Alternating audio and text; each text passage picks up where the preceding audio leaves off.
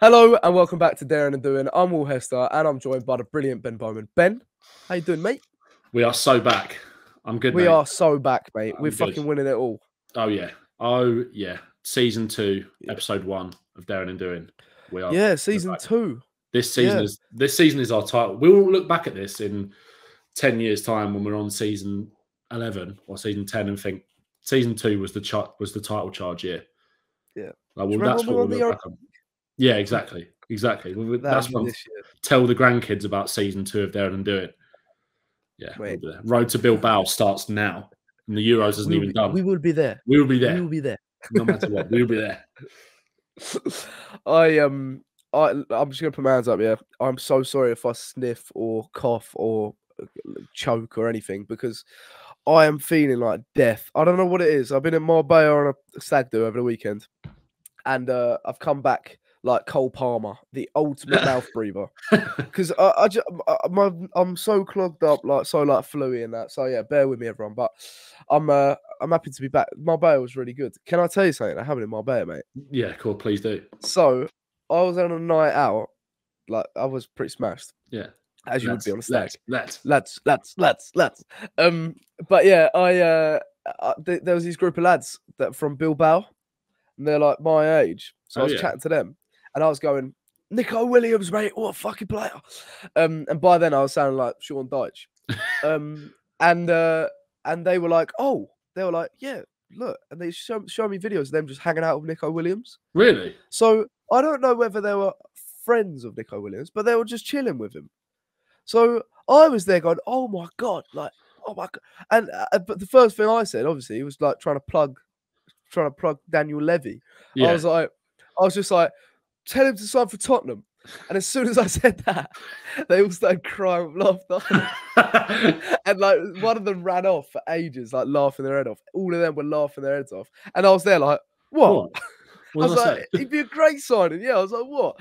And they were telling us that like West Ham have been interested in him over the last year or so, getting it in the knowledge. And he don't want to go West Ham, like he just doesn't want to do it. Yeah. But obviously everyone and their nan's going to be after Nico Williams this summer, especially after the tournament he's had. Yeah. But yeah, they were laughing their heads off.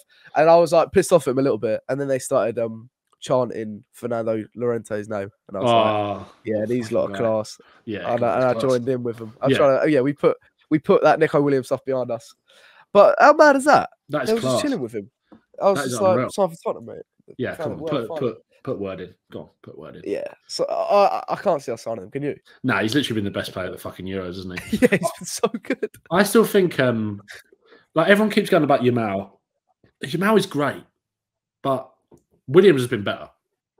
I know, like Yamal is incredible because he's like 16 and whatever, and like don't get me wrong, he's been unreal. But Williams, every time he gets the ball, it's just like you sit up off your seat a little bit. Like he's just he's unreal. That goal was ridiculous, mate.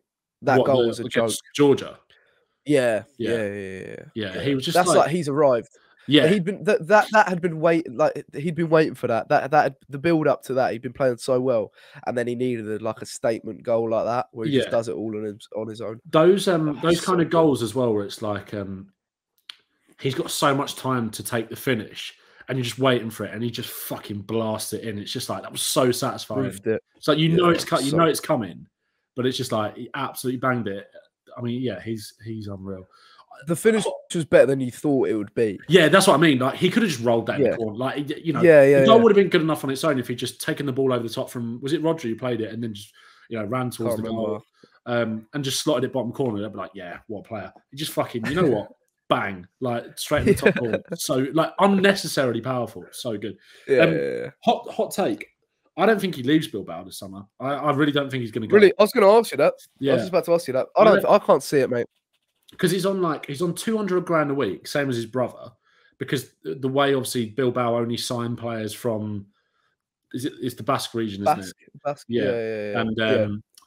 And so they kind of anyone who comes up for the academy, they kind of prioritize giving the wages to them rather than also they don't really have any. Well, they have money to spend, but they just don't spend the money because they don't need to. So they can afford to give players like massive wages. So like the disparity in wages in their squad between like him and his brother and then the rest of the players is crazy. But you're going to give it to if he's your starter, like those two your stars. Like what and Naki Williams paid like fans ain't going to complain. No, of course not. And I think he's quite happy. Like, he's so young. Like the main link I keep seeing is Barca, but with the money that they've got, or like the financial, I can't see them paying 50-odd million. I saw Yamal was like, I'd love to play with him and all this kind of stuff. It's like, so would I, mate. Yeah. We need fucking. We got Pedro Porro needs to come out and be like, oh, yeah, I'd love to play with him. That's the way. That's the way now. Barcelona have got no money, so they're using their players as little pawns in this game to try and. They're getting a 16-year-old kid in the. Feel good about that, do you? You feel that's basically grooming. They're grooming Yamal to sign Williams. But Yamal, it's like that Hasbulla meme where they're like whispering and like, sign Williams. He's just like, literally. I mean, to be fair, Barcelona would be back if they signed him, wouldn't they?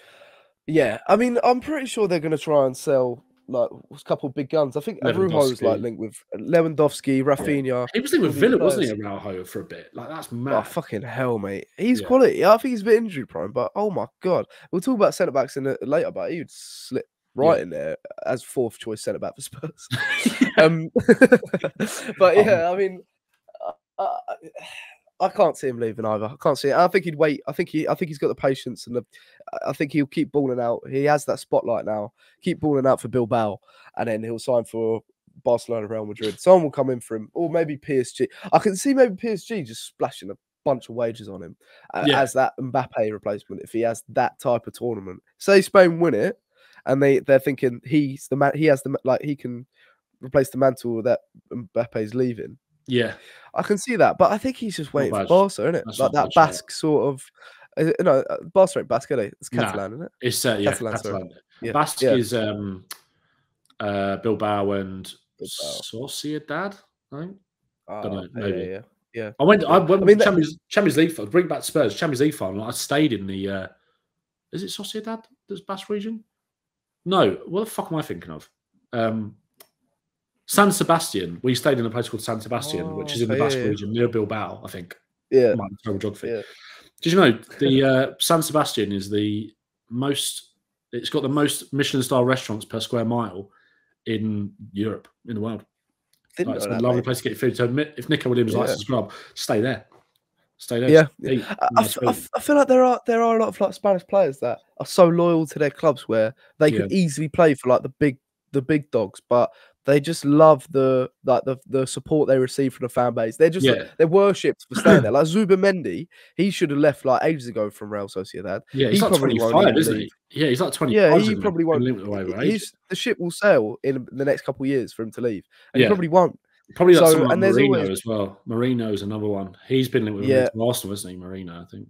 Yeah, he played for Newcastle at some point. But yeah, they're so loyal. So Oh shit! He did. Yeah, he did. Yeah, but there's always like Bilbao players. There's always like that Munain and players like that just never left Bilbao. So it would take a lot for him to leave. I don't think we'd do it either. I mean, and we'll get into this with Eze. With his release clause, you'd have to pay a lot up front, and that just wipes out your whole transfer budget. So we'll get into Eze in a minute. But Ben, we've signed a player that isn't Timo Werner. We've actually made moves. We've been saying how Lange has been working in the shadows at Hotspur Way.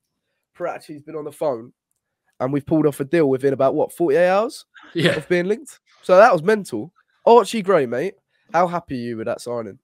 Really happy because I think it. First of all, I forgot what I was going to say. I forgot I was going to say something then. I think the thing that I'm happiest about is that it presents a kind of clear structure, an identity of what sort of football club we want to be. What I was going to say was it just is another example of the fact that when Postecoglou picks up the phone, you're not going to say no, are you? He's got that pull is just crazy. And also, I didn't. Oh, what the fuck was I going to say? I've completely stumbled over my words. Early onset dementia from Ben Bowman. Literally. I don't know what's happening to me. It's a really good signing. I'm really happy with it. I think it's good. I've talked so much about Archie Gray like the last few days. Like all of it is just like made a video on it. I did. Made a video. If you ain't checked that video out, check it out. It's unbelievable. Edited by Mr. Will Hester as well. A daring and doing team job on that. Yeah, no, I'm really pleased with it. Like I said, I think that kind of with the Bergvall sign, I said this on the Fighting Cock yesterday, those two signings kind of reflect like a clear identity of where we want to go as a football club in terms of hoovering up this great young talent. Brentford for him probably felt like a good step up in terms of someone that's played a lot of Championship football and, you know, was worthy of a Premier League move. There was a lot of clubs interested in him. Like Bayern Munich were interested in him. Borussia Dortmund were interested in him as well. So it was clear that he was going to be able to make that step up. But Brentford maybe felt like a safe jump.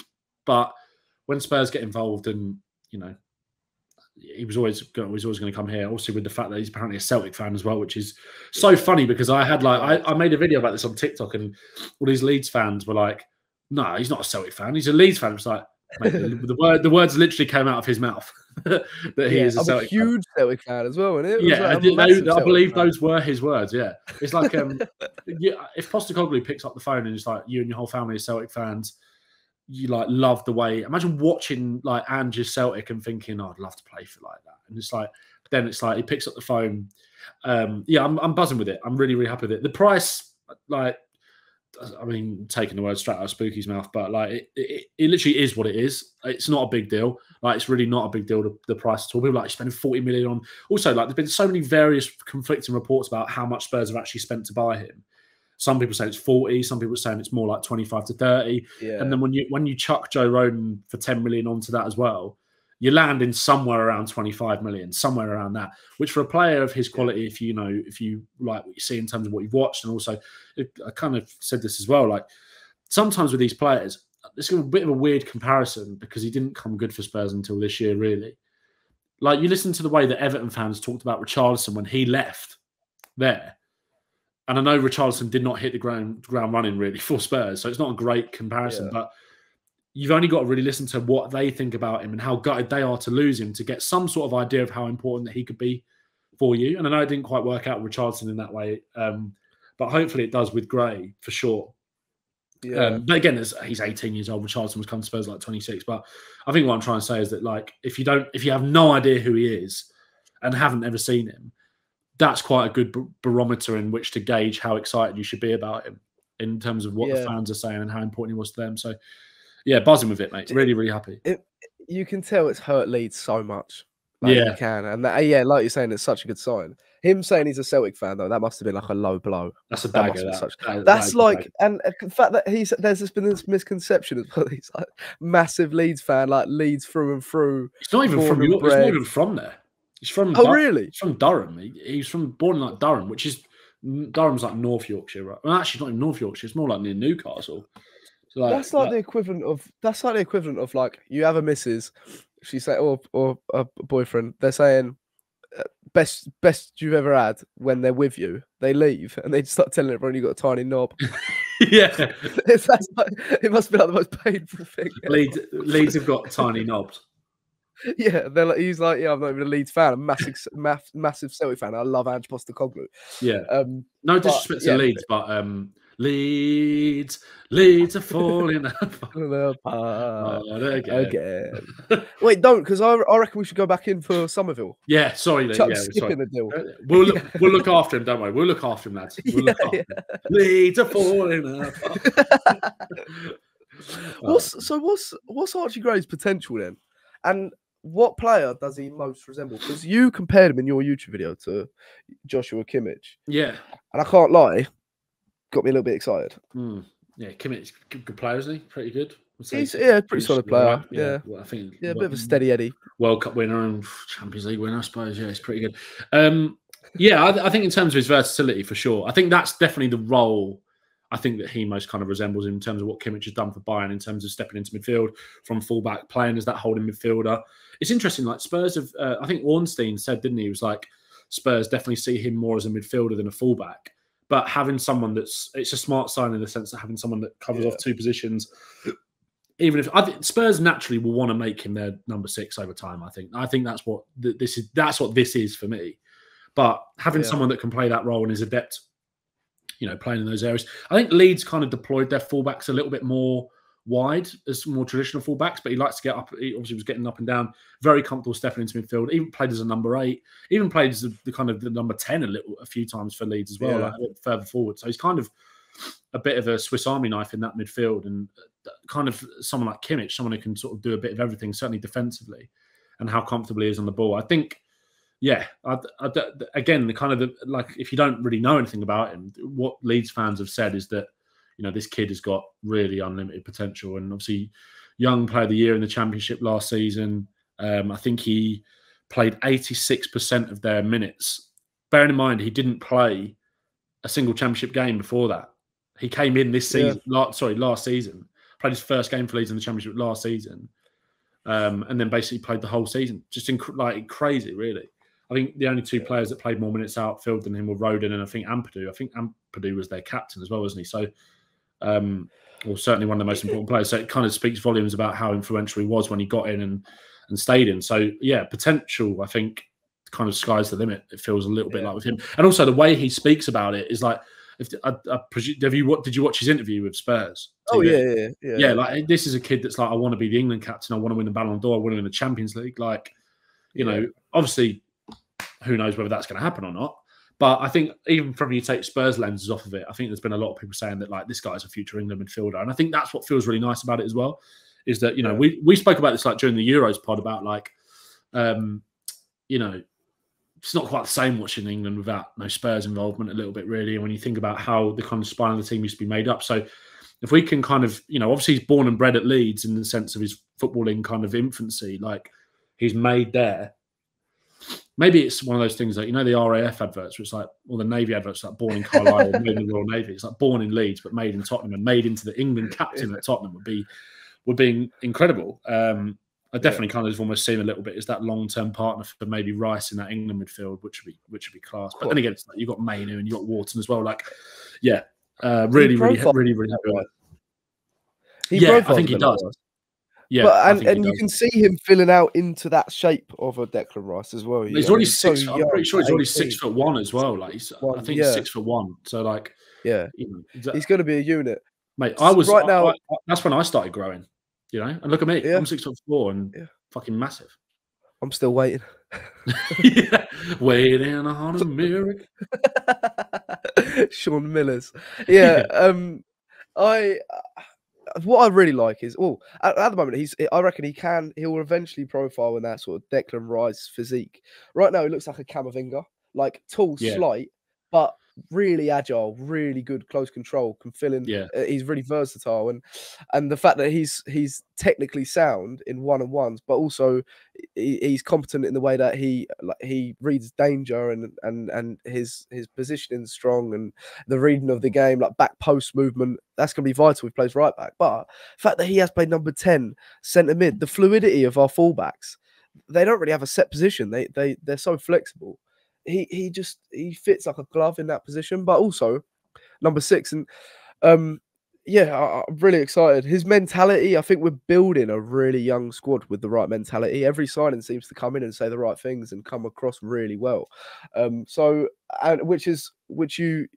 instills the confidence in the fan base that they're going to adapt really quickly, because nothing looks like it phases them at all. Yeah. When you hear all these players in their first interviews, you're going, God, there's a common theme here of us going, fucking hell, these lads sound like sound. And Postecoglou would have had the same conversation. He would be like, remember when Vicario signed for Spurs? We didn't know who he was. The way he come across in the interviews, we were thinking, wow, like who's Postecoglou found it? Yeah. Because they've got every single sort of characteristic in making a top pro. Archie Gray, like he has everything when it comes to football. You can see the potential, but it's his characteristics as well, the ambition, how he wants to win the Ballon d'Or. Like, who fucking says that in their interview for Spurs? Like, do you know what I mean? Said it with chest as well. Said it with chest. Yeah, he did. Yeah. What I was thinking this yesterday. You know how second season under Poch, right? That was when sort of things really started to sort of kick on, and you know. Second season under Postecoglou, young squad coming through. Who did we play early away in that season, second season under Poch, and who scored his first goal in that game? Dele Alli. Who we got first game of the season away from home? Leicester. What would you fucking hell, an Archie Gray, like fucking imagine just force him on the edge of the box. like diving in. Diving in from the edge of the box.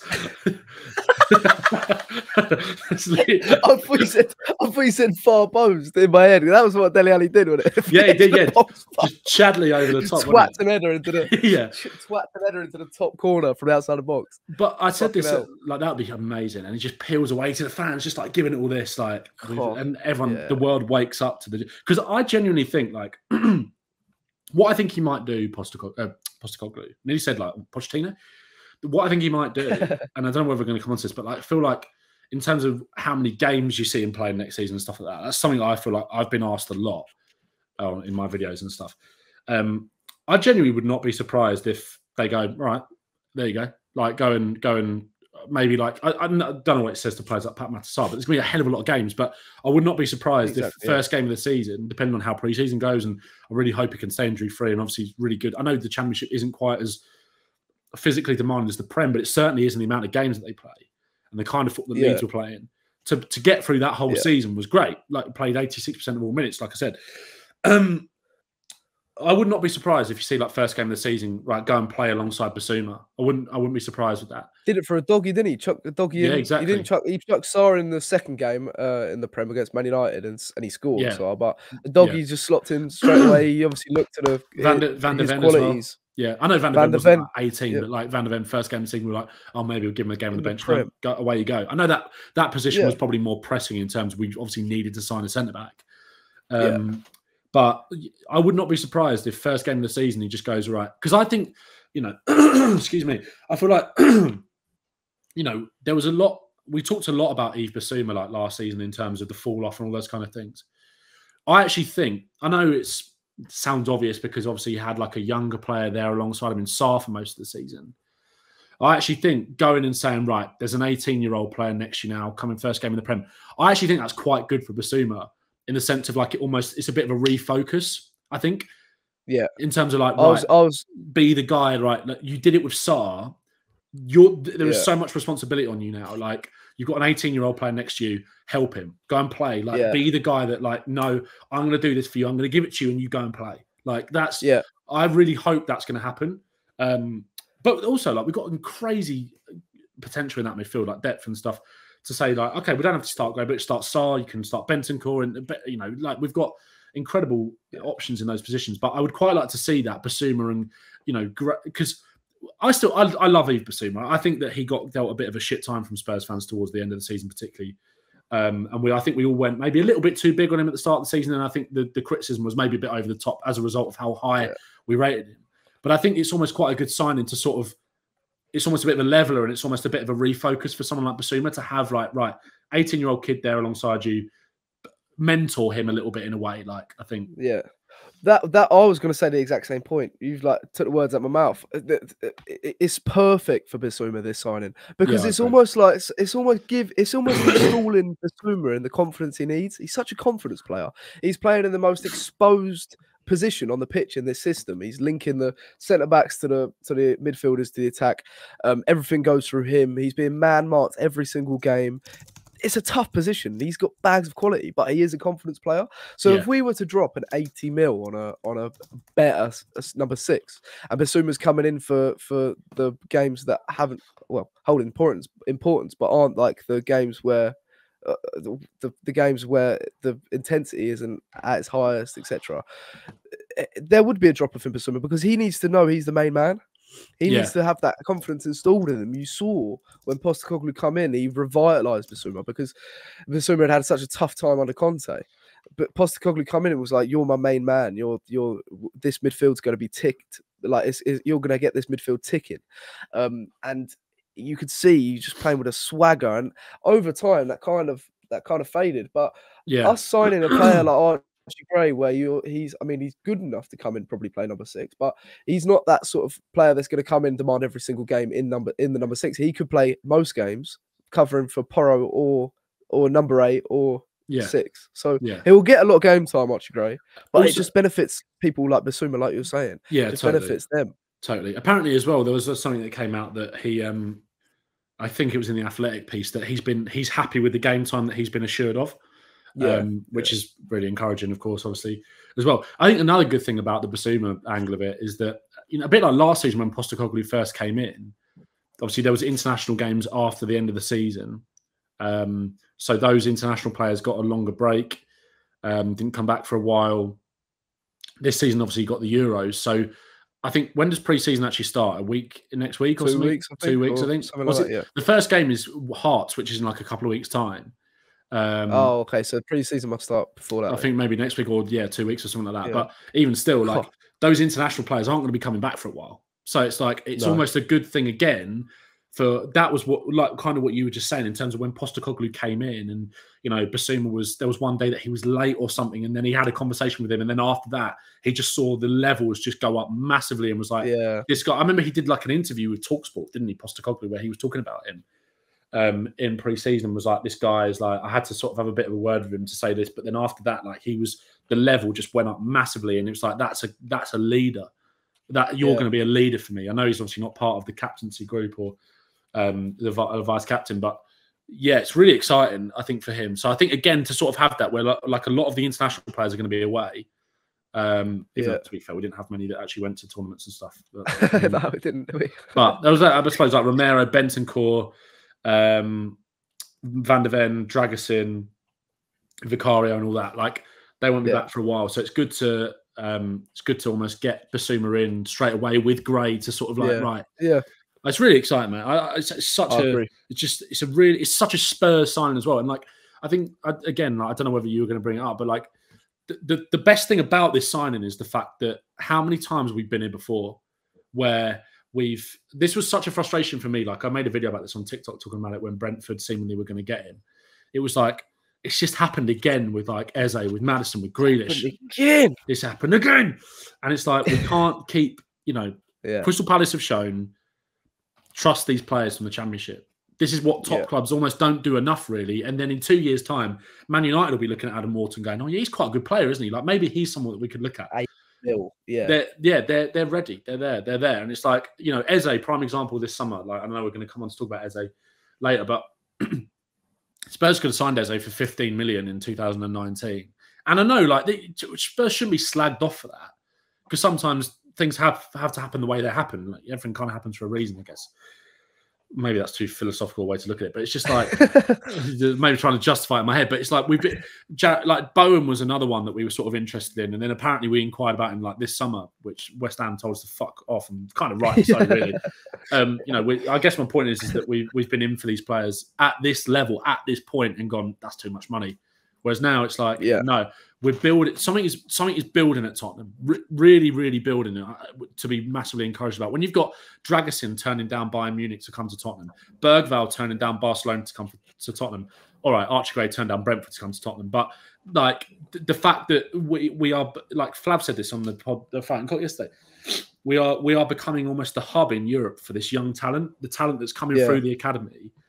And also the talent that we're acquiring through buying these players from Sweden, and obviously from Italy, and now from the Championship and stuff. Like, you know, the talent's out there. You just got to cast the net and go and pay the money. Like, that's why I don't give a shit about the fee. I really do not care about the fee whatsoever, because if he's who you want and that's who you see as your long-term prospect. And also, like you said it before about like kind of going back to the Basuma thing a little bit. If you go and sign someone for 80 million and that completely destroys Basuma's confidence. The six market is not there. It's just not there. Paulinho to buy and got Here We Go yesterday. We were never going to be in that race. That was a deal that was basically probably done backhanded last year. Sign a new contract, keep us sweet, and you can go for more money next summer. And then it's Rodri and it's Rice, and then you've got a few players where it's like could work. Not sure. Onana kind of being the prime example. Why it doesn't make sense to go and drop 60 million or however much. Such a gamble, mate. Such a massive gamble when it's like you don't feel like he's actually that suited to the position. Invest the money, invest the time. And to be fair, like Onana's only 21 as well, but he's gonna. This feels more projecty, whereas like Onana, there's a certain I think pressure that comes almost a little bit with a signing like Onana, you know, because of the other clubs that were linked with him as well. So. It seems more desperate if we go out and spend 80 mil on Onana, 60 mil, 70 mil on Amadou Onana. This feels like we've got our shit together. Like this is a sort of sign that's like, I know it's like we hijacked the deal, but sometimes that has to happen. If that is, I know it's like, oh fuck, we've lost him to Brentford. Go and flex your muscles as a big club and go, oh shit, all right, now turn his head, go and turn his head, because apparently that is what happened. Because Brentford, I think, when big, I think they had Thomas Frank doing the in the room presenting to him, doing the pitch, and then all you need is Ange. Sorry, it's like, hello, is that Archie?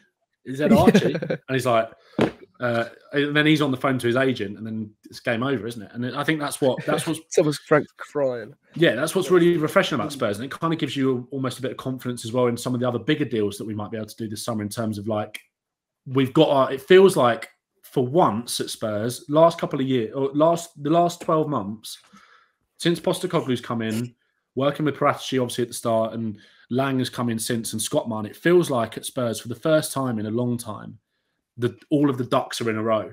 That's what it feels like. Yeah. We've got the targets. Yeah. Okay, if we can't get that one, that's who you go and get. We're prepared to invest big money in young potential. And yeah, we still need to go and buy some players for the... Yeah, he's very, very efficient. Didn't drag out. Never dragged out. No. Done. Dragusin, like, people were getting aggy about the Dragusin thing back in January, but you got to remember that then you're dealing with Bayern Munich. It's like, that's a heavyweight that you're sort of tussling with to get this player away. So it's like...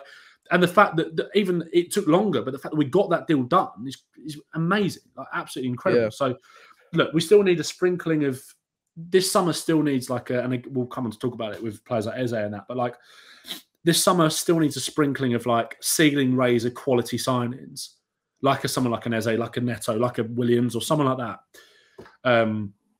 But this is a great start. Like, this is a really, really great start. Yeah. I keep calling him our first signing, but it's not, is it? I keep forgetting that we're signing Timo Werner. But yeah, it's a brilliant start, and I'm really happy. So do you think this rules out us getting a six or a right back then? Like enough, because he's obviously covering both positions. 40 mil for our standards, especially, it is an investment. Yeah. And I agree with you. We don't need to rush into a number six. Like, we just don't. I actually think a lot of the sixes around are they're exaggerate. Their quality is exaggerated because of the rarity of quality. I totally agree. And also, isn't like someone like I think Kefran Thuram's another one, but he's going to Juve, I think, isn't he, as well? Yeah.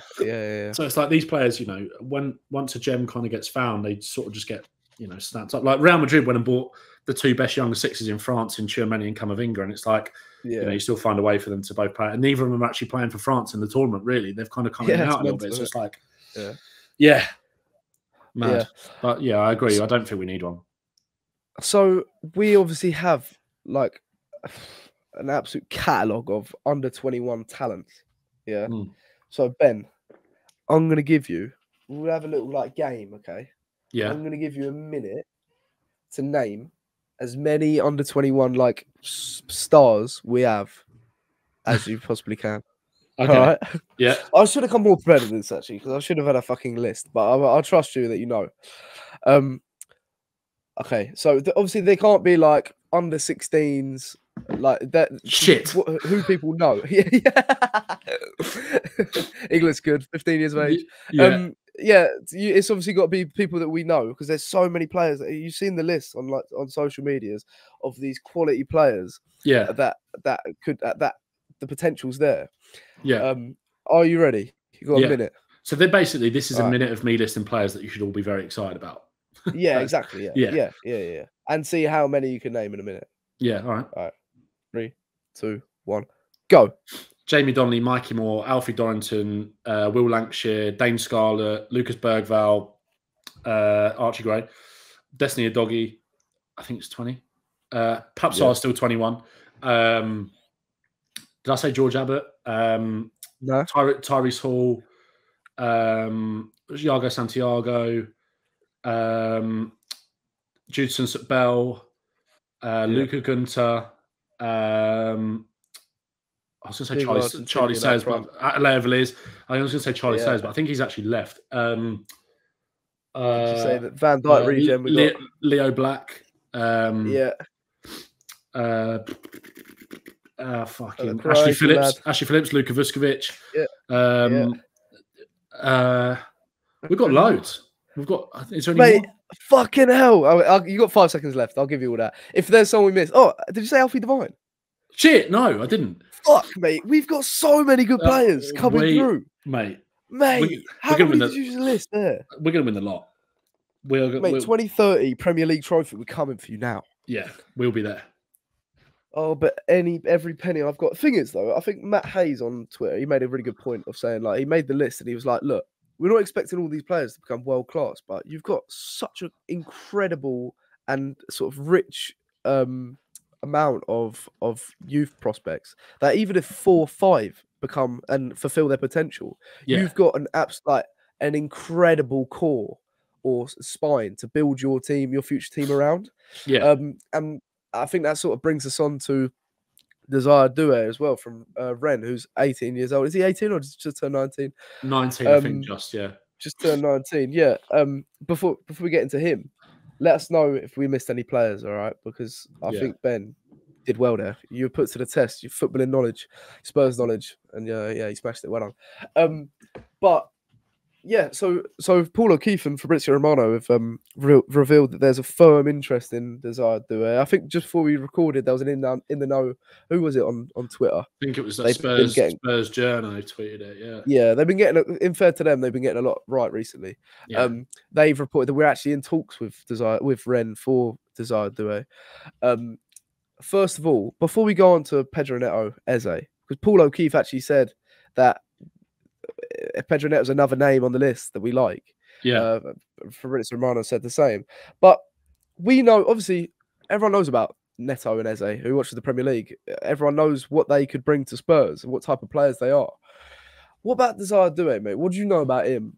What would he offer to the table in terms of his characteristics and his strongest facets? Yeah. Tricky, dribbly winger, can play sort of as a number 10 as well. So again, it would be a bit of a signing to sort of cover off 2 positions. I think if we did do that, it might rule us out signing someone like a Barry Eze, but he's incredibly exciting.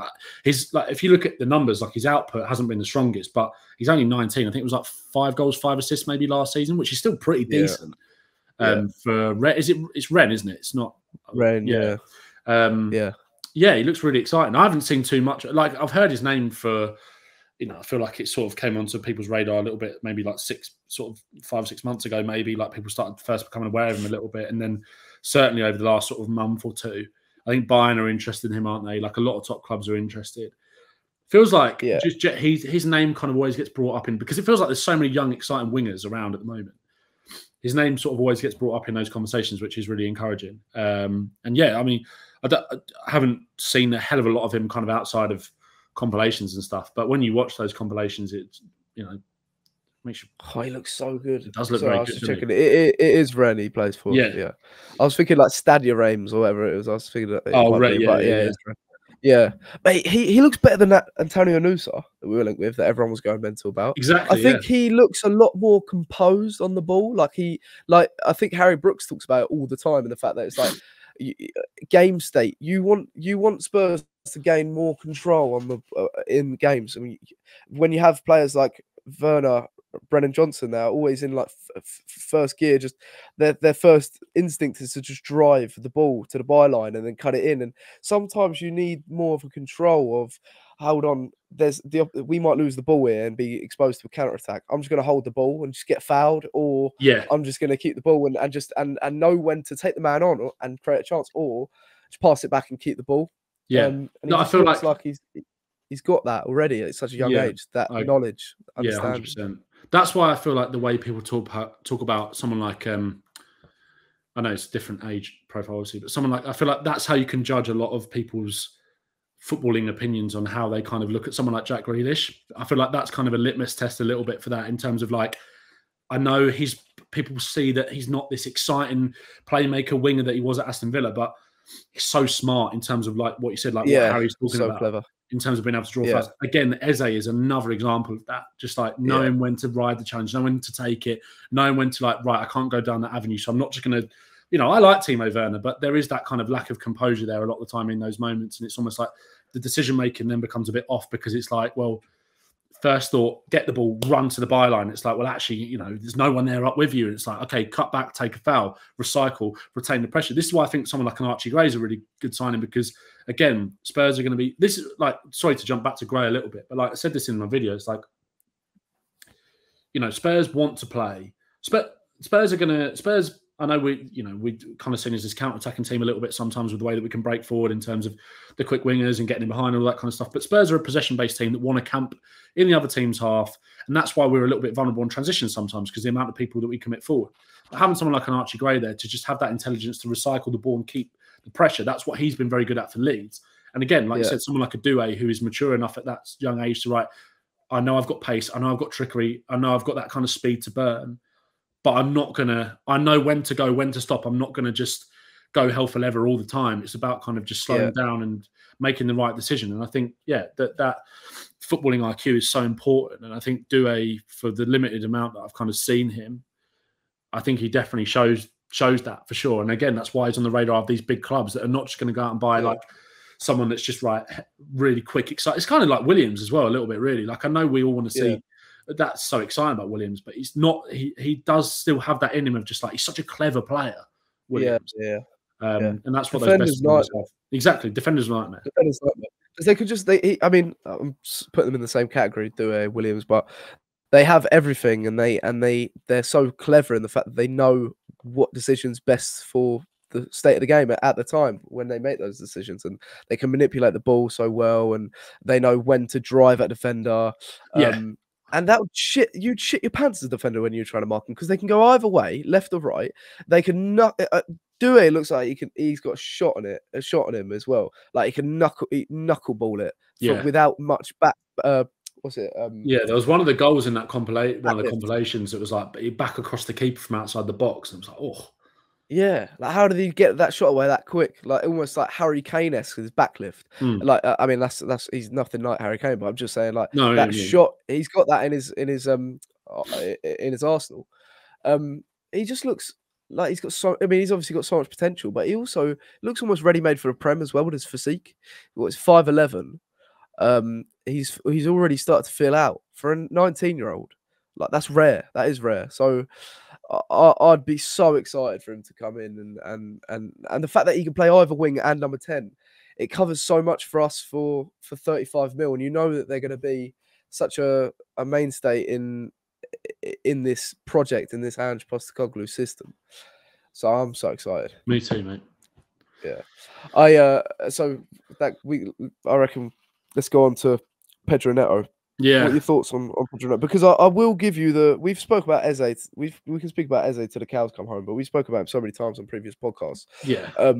But Pedro Neto is someone we haven't really spoke about before. And he looks like he's someone that's come like back on the radar. What are your thoughts on him then, mate? Yeah. Before we compare him and Eze. Yeah, I tweeted this out like when Paul O'Keefe put it out. I was like, I did wonder how long that would take for that to come around again. Like, because I'm pretty sure when we played Wolves and they beat us, there would literally that week, it all came out from all the Spurs journos being like, yeah, Neto is someone that they're very much looking at. Yeah. After he literally just dicked us over. Yeah. Like, he was incredible that day. Mate, Neto is it's such a shame, like, his injury record, because he's an incredible player that would be literally absolutely perfect for Tottenham. Can play on both flanks. Yeah. So quick, so intelligent. Again, kind of the intelligence is, well, again, to kind of go back to someone like Werner, I know they're different profiles, but like, and a bit like Johnson as well. And, you know, Johnson's very young, so he'll kind of mature and over time. But it's almost like sometimes their body moves too quick for their brain a little bit. Whereas when you watch Neto, it's like kind of, that's like a wanky term, but like players like that just feel like it's almost like they're in that flow state and in control the whole time when they're playing, and just like know when they've got a defender on toast. And so I remember watching Neto. There was a game last season, and to be fair to him, he's obviously a kid, but I remember they played Liverpool early on, and I think Kwanzaa played at right back in like one of his first games. I think it was a right back, or maybe it was Gomez. And he had him on toast. Like, he absolutely had him on toast. They were 1-0 up at half time, I think. And he was just going inside. It was like watching Bale a little bit down, like when Bale would play on the left for Spurs. And obviously Bale had more power. But it was that sort of thing of like, I'm going to knock it round you and then go. Like, he's just, you know. There's also something about a right-footed left winger, or a left-footed right winger that is just so sexy, isn't it? Like, he's unreal. Because then again, someone like a Neto opens up so many possibilities in terms of being able to play Neto on the right, Sonny on the left, striker through the middle, or Sonny through the middle, and then someone else on the left-hand side if we sign another one as well. Because there has been talk of like there is a potential that Spurs would look at signing both Neto and Doue. And it's like, I think you said it. It's like, if we sign Neto and Doue, you'd be very, like, that makes more sense than signing Eze, which I get. Or, so that would be incredible. But do you think that's possible? Do you reckon that's possible? Neto and Doue?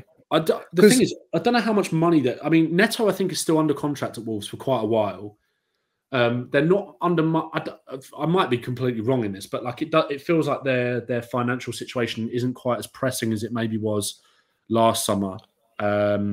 When they sold Neves, I think last summer, didn't they? And who else did they sell? Matheus Nunes. Oh yeah, cool. They kind of needed to sell players, whereas it feels like this year maybe they don't. But that doesn't mean that Neto isn't going to go. Isn't it? Yeah, Heung-Min obviously is linked with the move away. So it'd be interesting to see how much it would cost. And it's one of those things where I think Wolves would maybe hold out for similar money to what Palace are for someone like an Eze. Yeah. But it's just that injury record that if that is the case and they're talking 60 million, maybe 50 million, because don't get me wrong, in terms of the calibre of player, he's without doubt worth that, maybe more in terms of the potential that Neto's got. He's incredible. 100% he is, yeah. But yeah, it's just, I mean, I was looking at, we were talking about made a glass. Yeah, mate. Just like, I think, where's transfer market? Like his injury record is just like the amount of games and days that he's missed. It's just ridiculous, mate. It's just like, and it's so unlucky. And it's like some players are just, I kind of feel like, so where is it? Injury record. I can't find it now, but injury history. Here we go. Sorry, this is terrible podcasting. Missed 10 games last season. Not. Oh no, sorry, no, he missed more than that. He played 19 last season, didn't he? So he missed 19, missed 27 the year before, missed 52 games the season before because they were in Europe that year, I think, as well, weren't they? Maybe. Yeah. He's had a lot of like freak injuries, but the last two have been recurring hamstring injuries, which is worrying. Yeah. That's the one where you think, oh fuck, because that will keep him out until he gets surgery, etc. I mean, we all know how bad hamstring injuries are from having like Ryan Sessegnon. Yeah, it's also like, you know, when like it's the difference between someone saying Bentancur is injury prone, isn't it? Because people like Bentancur's like that, like you said, he's been unlucky with a couple of freak ones. Yeah. People say he's made a glass. Injury prone, all that. Whereas like someone like Sessegnon is just fucked, and it feels like a little bit with those recurring hamstring injuries, 2 in the same season. Where, to be fair, I mean, I say to be fair, he missed basically 2 months at a time for both of them, which is not good, especially when you got European football. It's such a shame. Like, yeah, it's such a massive shame. He is a little bit like a mini Gareth Bale, though, in the fact that he has that explosiveness, the legs. He just rinses past players, the little step overs, and the fact that he can just ping one in, crossing is just on point all the time. I mean, he doesn't. His characteristics is not really like Gareth Bale, but the fact that, you know, when like he can grab a game by the scruff of the neck. Yeah, I think it's quite similar, other than the physical makeup. Like, I think it's quite a good comparison because like he loves that cut in and shoot as well. Like there was one, I was watching a comp yesterday, and again, you don't need to watch a compilation on YouTube to know how good Pedro Neto is, because we've all seen it with our eyes in the Premier League. It's not like someone like Doue, who you don't really know anything about. But there was one in the comp that I was watching yesterday. Someone put on Twitter of him cutting inside and smacking it against the bar against someone. It was like, yeah, he's kind of like, oh, that was Luton, wasn't it? Luton, yeah. And he's in that game he scored that unreal goal as well, didn't he? Like, like he did like 17 celebrations after. Yeah. So he'd fit in quite well at Spurs. To be fair, he's such a character as well. Yeah, he's like no, very fast, very fast, very fast, very fast, very fast. He seems like such a happy guy. Yeah, he's class. Like he is class. Yeah, he's class. I'm all over this Pedro Neto deal. I mean, Gareth Bale was always injured a lot as well because he's so as long as he's good for 15 games, exactly, it's worth it. Now I do think, like, character-wise, when you look at his style of play, he epitomizes what we need in the fact that he can play, like you're saying, both flanks, direct, game-changing. Draws at least 2 players towards him, frees up space for others. He kind of needs a bit of a target man to aim for in the box because his delivery is best in the league, like up there with Trent, etc. But from both sides as well, from both flanks. Yeah, Yeah, both flanks. But my worry is his injury records, as I think everyone is worried about that, and his height as well. I think we've got quite a slight team, and set pieces just aren't going to improve when you got like a 5'8" winger in there. But I don't think that really matters because he could be the furthest man forward when we're defending set pieces. But I tweeted this when the Doueing and Neto news come out. I said I would prefer that over Eze, in the fact that Eze is the dream. Like, it's the statement. It's you if you can get Eze. Like, I think Zeus tweeted this out after something you said. It was like, if you can get Eze, you get Eze because it's Eze. Yeah. He's like, everyone wants him. He's like the most prized asset in the Premier League right now. But the thing about Eze is, one, Eze's had quite a few injuries. Just like Elise, he's always out for quite a prolonged period of each season, I think. Do you know what? Eze, sorry, not to cut you off, but Eze's injury record isn't quite as bad as you think. It's not as bad as Elise's, is it? No, definitely not. Yeah, no, because Eze again was a bit unlucky where he what did he do where he missed the Euros a few years ago? Was it his ACL? Or was it? It was a big injury, wasn't it? Achilles, isn't it? Achilles, that was it. He ruptured his Achilles in training for Palace. Or something like that. And it's like, then he missed, 9 months, 6 months, whatever, off the back of a really good debut season. He's actually like, I think he's missed maybe 10 games a season. Like, he missed 10 games, I think, this season, Eze. And I think the worst thing as well, like, I think it highlights it more because a lot of the time Eze was out, Elise was out as well. So it makes it kind of a bit of a false representation of like his injury record. But yeah, you're right. You are right, though. Like, Eze, he's not a 38 game a season player. Although and what were you going to say, sorry? I think there's a couple. I was looking at it because when I did the YouTube video on it, as a Premier League, I don't matter. I'll find it while we're talking about. Yeah. Well, I was just thinking, you're gonna be spending like 60 mil almost up front. That's like the whole transfer budget gone. And he won't be there every game. But the thing is, he won't be relied upon as as much as when he is for Palace. He'll be constantly rotating, interchanging with the likes of Madders, Son. Yeah. But the thing is, I look at our lineup and I'm thinking, how can you fit Eze, Son, Maddison in the same team? Because I think our right hand side is a bit of a weakness. I think Kulusevski, Brennan Johnson, they're brilliant players to have, but I think they're not game changers in the way that Son and a Maddison are. So Eze, I can't see Eze playing on the right hand side, but Desire Doué and Pedro Neto have played on the right hand side. It's more so Pedro Neto, and you just look at that and think, wow. Then you have Pedro Neto, maybe Richarlison or someone up front. Maybe we sign a striker. We probably won't if we get Doué and Neto, but Son and Maddison, and you get to play all of them, and there's not really like a mix up of the dynamics. But you alluded to it. Maybe we've got something else in store for next year. Maybe we're going to try and do that sort of false nine, Kulusevski false nine, or Eze false nine, and then have some more inverted wingers like up front, like Son, Werner, Brennan Johnson, etc. But I don't know. But I think I would lean towards Doué and Neto. The only thing is, and I'm a hypocrite for this because I've said who I'd prefer. I don't think we should have preferences. Or any of them would be superb because they fit the personnel that we need to come in and up the level of the first team. Yeah, I totally agree. And I think the thing is, it was going to be. I think people would naturally be disappointed if Eze doesn't happen because it feels like we've been edged so much about it like the last year. But my kind of idea is that as long as I think we sign, I'd love Eze. Like, I really would love Eze. I think. Like Zeus said, and sort of said it on Twitter, like if you can get him, you go and get him. It's just not even a question. Yeah. It's kind of how big clubs operate. Even if they don't really need the player, you find a way. And also, like the thing with Eze for me is that I said this on the Fighting Cock yesterday.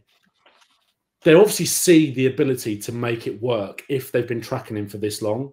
Like there's no need for, on the face of it, people might say there's no real need for Spurs to be linked to Eze. But then why do we keep getting the best sources coming out and saying that like Spurs are in love with him and they really want it, like he's a priority. So there's obviously they've also got something up their sleeve. Yeah, of course. Yeah. And it's like when you watch, I know Eze maybe isn't the right profile for that winger, but when you watch him and you watch the way he carries the ball and he kind of plays in that left number 10 pocket for Palace, you can't tell me that kid could. I know he's a kid; he's the same age as me, but Like, couldn't be a winger, you know, like. No, it's maybe not the best use of his abilities, but I found his numbers. So 23-24 season, Eze played 27 games, started 24, and in those 24 starts, he got 11 goals and 4 assists, which that return for, you know, that's in terms of starts, it's basically 0.5 goal or assist per game. That's like, yeah, it's a joke. Season before, he played all 38 games but started 30. Then in the 21-22 season, he only played 13 games, but that was when he was coming back from the injury. And then the first Prem season, he played 34 games, starting 29. So I think it's a little bit of a misconception with Eze's injury record because, like I said, I think people see, because Elise gets injured all the time as well, people kind of see it as like, oh, well, Eze, they're always injured. It's like, it's just, they've kind of been unlucky that they've always been out at the same time.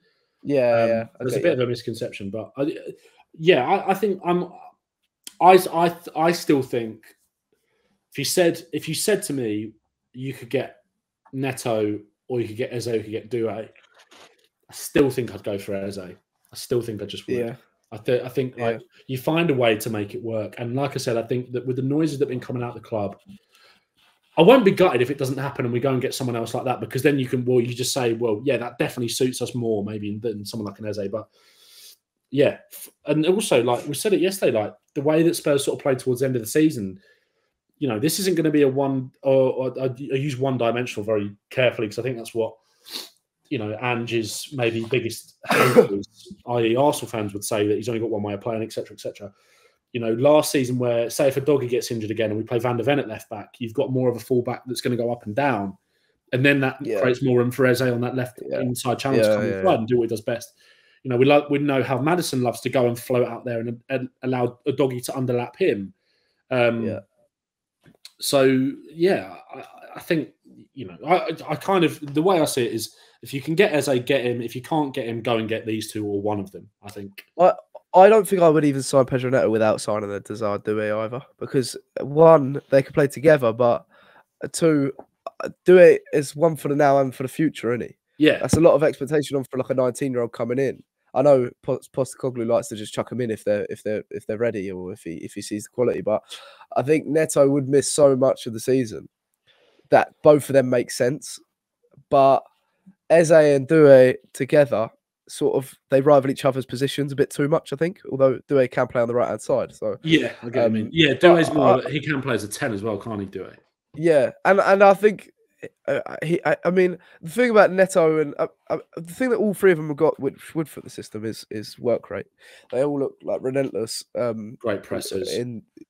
Great pressers, and you can see all three just clicking. So I think either of them, hopefully, Doue is almost like we're going to get him anyways, because he's one of those Archie Gray type signings where it's like, we don't want to miss out on him this time. We don't want to miss out on that type of player because we'll be in the market for him for triple the price in 3 years.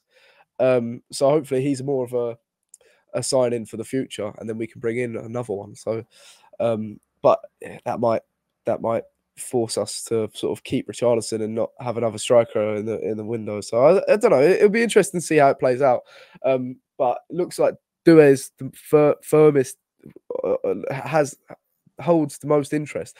Although, thinking about it, you said earlier how we have our targets, we move on quite quick, we want to do it efficiently, we don't we don't put all our eggs in one basket. The fact that we are now, after Desired Doue and Neto's come back on the list, does that make you doubt the Eze transfer? Do you think that's maybe we've explored the details and we thought, fuck, that's a lot of money up front? And we're going to be doing this right until deadline day, and Ange wants his players in for pre-season, so maybe we'll go for a Pedro Neto for the start, or etc. Maybe, but I think that maybe more applies to someone like Doue, because I think, like I said this before, like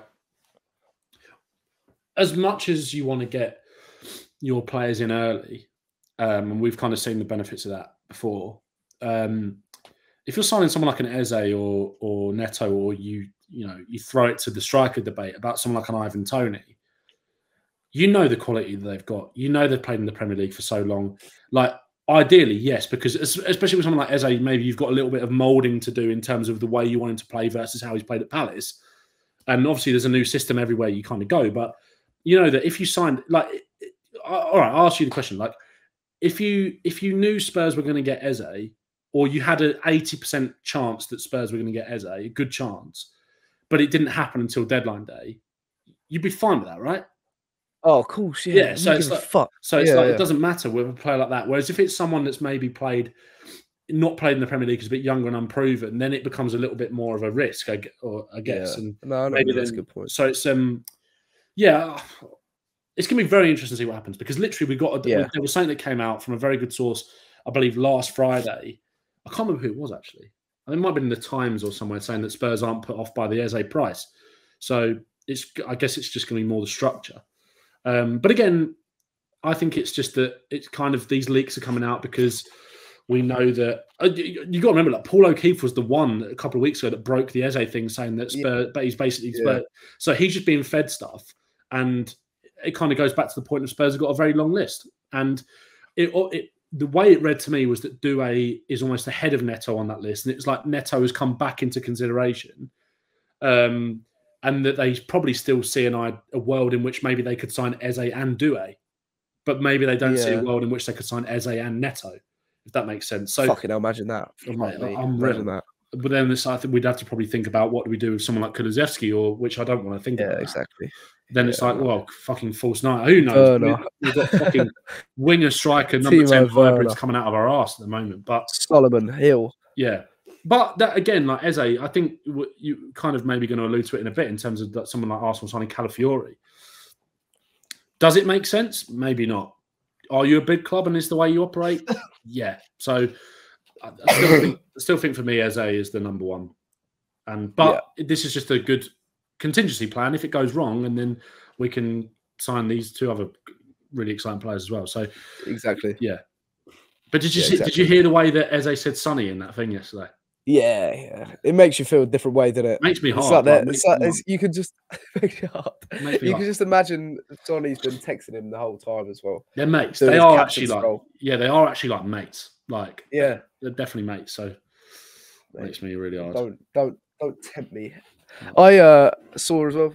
Desire Doue liked Rising Ballers, Rising Ballers, Archie Gray to Spurs, and also that he's got like an learning English page that he's following. I saw that. As well. Yeah, mate. Time for the tinfoil hats, isn't it? It's like, I believe this is like. So you mentioned it there, yeah. Calafiori. Yeah. He's been strongly linked with Arsenal and Chelsea, and obviously we've been looking at him. We know that from all the top tier journalists around the world. Would it piss you off if he signed for Arsenal or Chelsea, considering how stacked their defence already is? And how badly do we need someone of his profile? I'd be pissed off because Arsenal are signing a good player. I don't think in terms of profile, Calafiori would be great for Tottenham. Really great. And obviously we've been linked a little bit in the past, but the Calafiori thing for me is that when you go back through the last 2 months, even before kind of the Euros, and when obviously Bologna had a really good season and players like Xerxes and Calafiori were getting linked with a move away, obviously Motta was being linked to Juventus.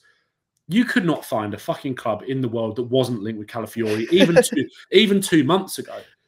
Don't get me wrong. Of course, like, you grit your teeth and think, oh, fucking hell, that's not a good player. That maybe they don't even really need because they got Zinchenko and Kivior. But I think that if you ask any Arsenal fan, would you have Calafiori as your left? Oh, sorry, even Timber. I made a video about this yesterday on TikTok, being like, Timber, the 4 centre-backs thing has gone too far now. Arteta has to be stopped. I fucking forgot. I didn't even mention Timber. And all the Arsenal fans about him as well. I was like, fucking hell, yeah. Like, they got him.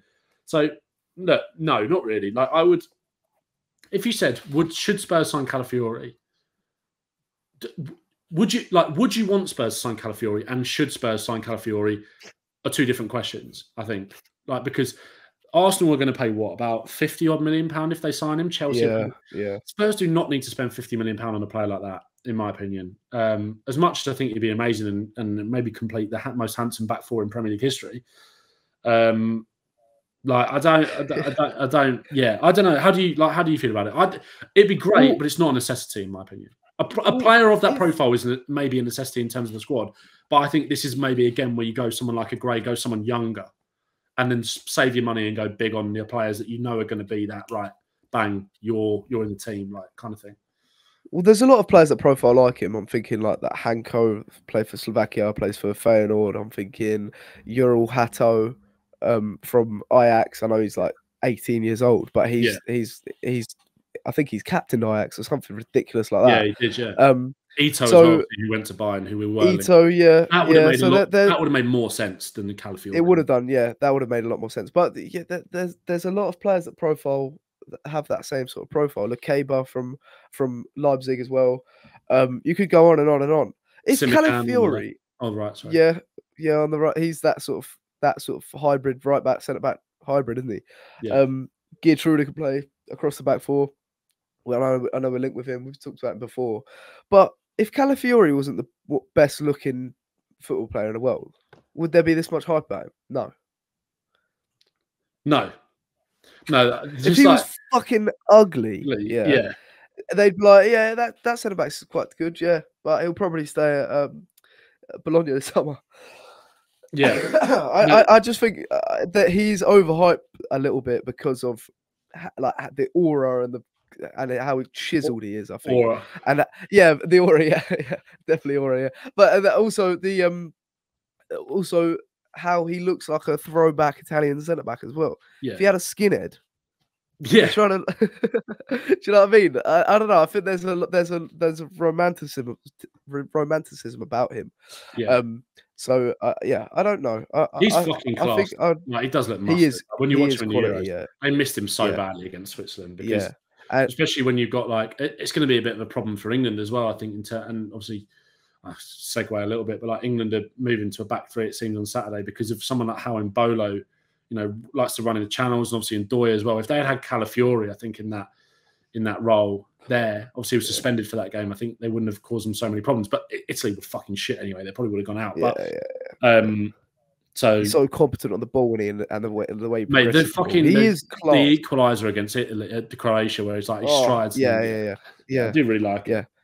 But I wouldn't lose sleep if he went to Arsenal. I don't think, because again, City do it all the time, and it leads me on to say, how good do you think does the centre back we sign to be that Van der Ven sort of competition? How good do they need to be? Or you've referred to it there, do they have to be like a young player, like a Archie Gray type signer? Maybe they can be utilised in a few positions. Or do you know what? This sounds ridiculous, but I'm thinking someone like homegrown. Nah, it's not going to happen. But I'm thinking, where's Mark Gay going to go this summer? Nowhere. Tottenham. What's their Twitter called? They started that chant. Yeah. He's basically signed for us. So Mark Gay is fully COYS. He's fully COYS. Yeah. Mark Gay was one that we maybe should have signed last year. Dragusin. That's a ship shot. But then again, it's like, I think we almost need, again, I don't mean in terms of profile, I mean more in terms of the kind of type of signing.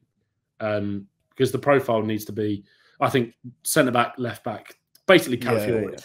But I think in terms of type of, not type of player, but type of signing, I think it's got to be like Dragusin 2.0 for me. That kind of level, I think. Yeah. Don't get me wrong. Like, I want Spurs to be good for Romania. Oh mate, he was unbelievable. Like, don't get me wrong. I want Spurs to be as ambitious as possible, but like sometimes your ambition should be reserved for elsewhere. And like, if it was like a Dragusin level where like this kid looks really good when you dig into the data, and not many people have heard of him that much, and that for me is what the ideal. I think what it has to be. Like I said, not in terms of profile. Profile has to be someone in terms of like centre back, left back, almost a bit like what we've seen Van der Ven can do as well. Like someone like that. I guess, but in terms of type, someone like a Dragusin, I think is perfect. Yeah, they don't have to be a big name to be ambitious. Yeah, that's someone that's competent that can cover the positions. Yeah, I've Ben David regen, mate. Basically, basically.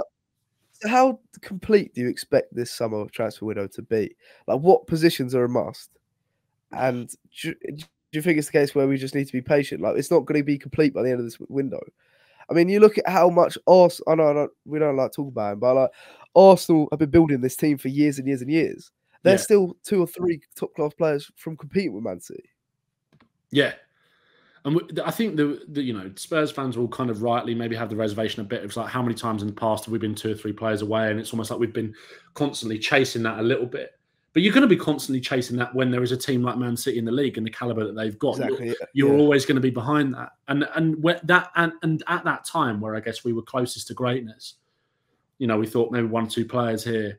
But that was our chance, really. And then Man City just came back and became the juggernaut, winning 6 titles on the fucking bounce, except for Liverpool. So Liverpool winning it. So we kind of had our window, really. And even if you do sign those 2 or 3 players, then all right, you might keep getting closer, but the gap's going to keep getting bigger. So I think a winger is definitely a priority. I think a striker as well would be nice. I think a striker, as much as it pains me to say it, I'd happily let Richarlison leave if a striker was brought in. Because I don't think I don't see a world in which we Spurs sign Ivan Toney and keep Richarlison. That's just not going to happen. No, and sign like Doueing and Neto and Toney. I can't see that either. That's too many players. Chance. And it's like not fucking career mode as well. Like people who really need to, people who want that or think that could happen need to get their head out their ass. Quite frankly. Sorry guys, but I still think. I can't remember if we spoke about this on the last pod. But we have, I think Toney, I think Spurs are pulling away to drive the price down, and then the end of the window, they go, all right then. That would not surprise me at all. I think a lot of this Jonathan David stuff is a bit of a smokescreen. That's all going to be quiet as well. Toney might have a few more admirers after the. Toney was fucking brilliant when he came on the other day. There is also a world in which maybe Toney doesn't play another minute in the tournament, because if England beats Switzerland in 90 minutes on Saturday, you're unlikely to see Toney again unless we're chasing it. So it's one of them. So So maybe he would have earned a few more suitors off the back of that, but it feels like it's pretty set out for like the path is Tottenham. Tottenham need a striker. West Ham maybe need a striker as well, but they're looking at Callum Wilson as well, aren't they? So I don't think there's a world in which they sign Toney and Wilson unless maybe Antonio goes. So I don't know. I think a striker, a winger. Maybe another, but do we need another? Like, we haven't really talked about Jacob Ramsey, but like, do we need Ramsey would be cool. We won't sign Jacob Ramsey. Yeah, we need. There's no way we'll sign him. No, I can't see it unless we sell. I think we'll sell Lo Celso and Højbjerg anyway. I think we need to as well. Like this fucking. Sorry to go on a rant, but like this. Don't be wrong. I like Giovanni Lo Celso, right? But this, where the fuck is this kind of thing coming from? Like, we can't sell this guy. The bro plays about 10 games every year. I know. I talk about injury. The comments under the fucking Ramsey Lo Celso like swap deal thing were like, we can't let Celso go to them. He's better than Ramsey. And all this. Mate, the bloke plays about 10 games a season. Yeah. Like, let him go. Like, he's not that good. Like, he's good, but is he good? I don't know. If you're not fit, you're not it, mate. Exactly. Literally, exactly. So yeah, the best abilities available. Yeah, that's what I'm saying.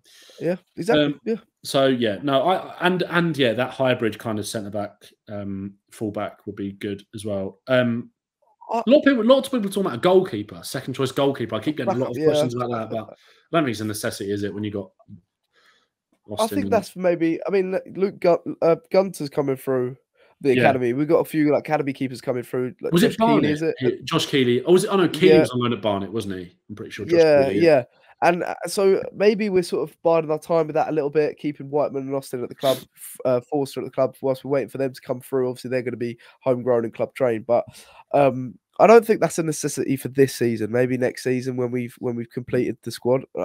I think we are 3 windows away from a complete squad. I think we're always going to be chasing. We're always going to be a project behind Arsenal and City because we were so late to that party. But we can. I think our project's on par with Liverpool at the moment. Obviously, they've reset with Slot, but if you're looking at the sort of player personnel, but I think if we can do our best to create a squad and with depth that is so quality and competent in every position, you've got 2 players per position, and then you're looking for next summer to go big on doing Alisson Van Dijk type on a striker and a 6 or maybe like Bissouma ain't cutting it or Charleston isn't cutting it. And then you make those 2 statement signings, bang, team's complete. Yeah. I can see that happening. I can see them looking at the team and thinking, look, Archie Gray is fantastic for now, fantastic for the future. He can cover these two positions as cover. Obviously, we've heard rumours that we'd listen to offers for Bissouma, maybe long term. Yeah, not this summer, no way. No, but maybe we're giving him one more year, which I think is right. We've said it earlier.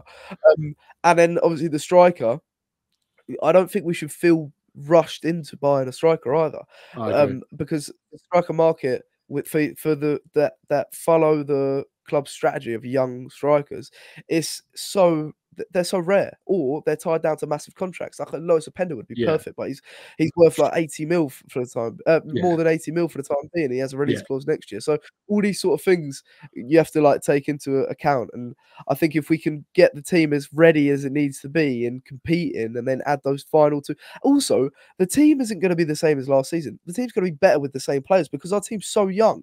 These players with experience are going to grow into their potential.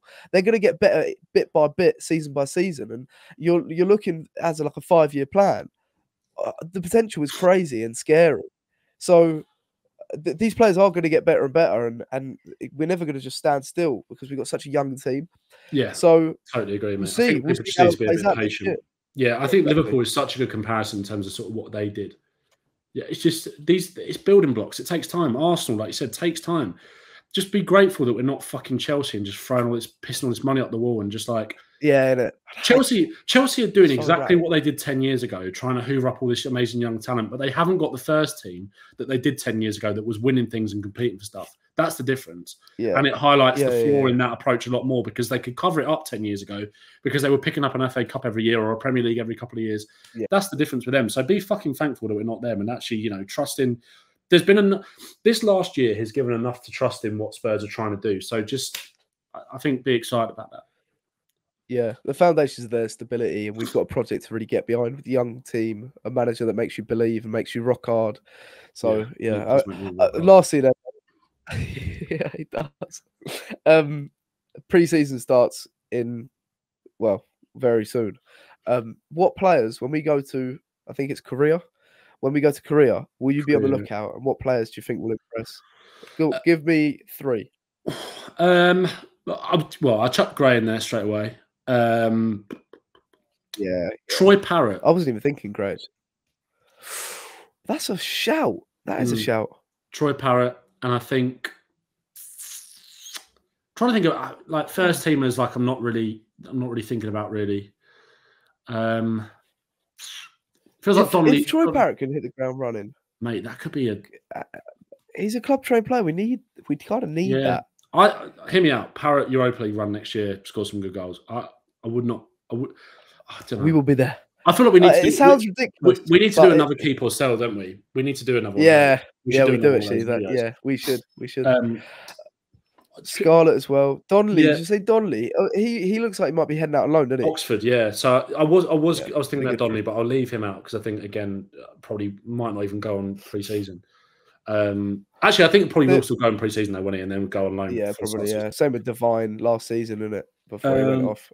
Yeah, Gray, Hall, and Parrott. I'm going to say Tyrese. Yeah, Hall. I think Tyrese Hall will be fantastic. And again, I forgot to mention him when I talked about Bissouma, and the fact that Archie Gray is perfect, because if you're blocking off the pathway of a Tyrese Hall, if you're getting an established, experienced, like expensive number 6, because when does Hall come in for those like FA Cup, League Cup, Europa League games, and you're blocking off that pathway? So I'm excited for Hall, really excited, and I think in the pre-season he'll shine like he did against Newcastle in that post season friendly. Mine would be Mikey Moore. I think Mikey Moore, Tyrese Hall, Lucas Bergvall, mate. I cannot wait to see Lucas Bergvall. I really think that Lucas Bergvall has all of the assets to his game to hit the ground running in the Premier League. When we actually signed him, it's the change in his physique over the last few months. Yeah. When we signed him, his shape was like a De Jong. He was getting a lot of De Jong comparisons because the way he moved with the ball, manipulated the ball, it's so agile, his turns. But he looks like he's going to grow into that Bellingham shape. I think he already has, and I think there has been that comparison on Twitter. But he looks like that physicality. Imagine he scores at the lane, does that on his debut. But he looks like he has the physicality plus the technicality to absolutely thrive in the Premier League. Obviously, the pace is going to be ridiculous, but he's 10 steps ahead in that Swedish league. Oh, I mean, I think he'll really. And also he looks like he can gate crash the box and score headers, etc. Which I think Ange will fucking. Mate, it was a volley that he scored towards the end of the season. It was just like, so good, mate. He just looks like he's got everything, and to hit the ground running for Spurs, and him and Gray, I think they're going to be incredible, and everyone's talking about everyone's expecting a bromance for them too. I mean, mate. I think in the pre-season people are going to start talking about him and say, fuck me, who have we signed? I feel like we need to give him a bit of love, don't we? A little bit, because it's like we were so excited, and then Archie Gray's coming. It's like, toy. I don't want to play with you anymore. I don't want to play with you. Like, just it's like the Rio Fern thing. Just enjoy, man. Just enjoy, man. No, Bergvall, I'm really excited for him, mate. 100%. Bergvall will be, really excited about him. He will go right to the very top, right to the very top little player. Top player. Also, like you look at someone like Odegaard and look at his physique, his little beanpole. So, and Odegaard's like, I hate to say it. I hate to say it, but I do really like Odegaard. He's an incredible player, and it's like he's very. Odegaard is someone that's very combative for like someone who's not very physical. He wins a lot of duels and wins the ball back a lot. So, I don't know, they're kind of different players. Bergvall isn't really seen as much of a 10 as someone like Odegaard is, but even Odegaard's not really a 10, is he? Like I know who fucking knows, but we should be really excited about both of them. But he's compared to like multiple players from multiple positions. Like he looks like someone who could do it all. Doueing was one straight away, wasn't it? When it was like, when we first bought him, it was like Doueing. That was what it was. Yeah. Because we were actually linked with Doueing, weren't we, around the time? Then we just went to both. I'm pretty sure. Remember that rumor that was going around? Everyone was like, "It's not true."